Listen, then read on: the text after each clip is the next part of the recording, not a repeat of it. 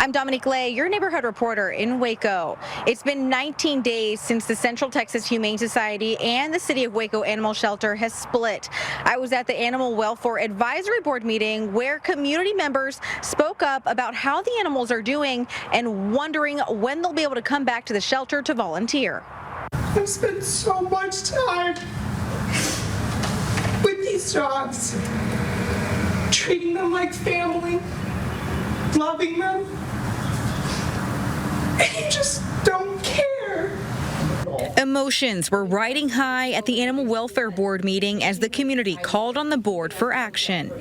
This board needs to ask the city questions and find out why it will not commit to being a no-kill shelter. Several people walked out of the meeting while the city spoke of the shelter's successes. But we passed that inspection. Some of the points they mentioned, they've had less euthanasia so far in September than they've had in August, with a live exit rate of 96%. The city has hired 18 positions since the transition without the Humane Society, and they've had 150 volunteer applications background checked and ready to be trained. But some of those who have been cleared have concerns about a new policy asking volunteers not to post pictures or videos that have not been cleared by the city.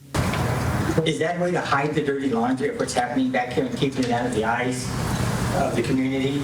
But the city says it's not a gag order. If we have volunteers who see concerns with conditions of animals or things, we want to know about that. We want to have that be discussed. We want to be a best-in-class, best practices facility. But as far as publicly commenting as a volunteer, people view that as a spokesperson of the city. And so that's why we have to have an understanding. And regarding the shelter's no-kill status, it's up to you guys to hold our city accountable.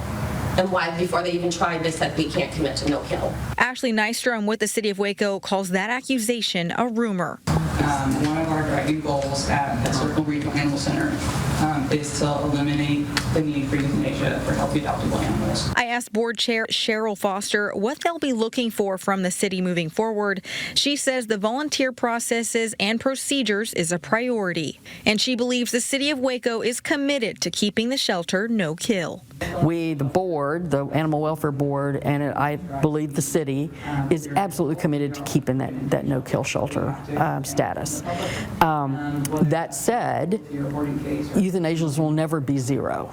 The Animal Welfare Board did ask the City of Waco to provide information and be transparent about intakes, outtakes, and euthanasia. The city said it will provide that information moving forward. Your neighborhood reporter in Waco, I'm Dominique Lay.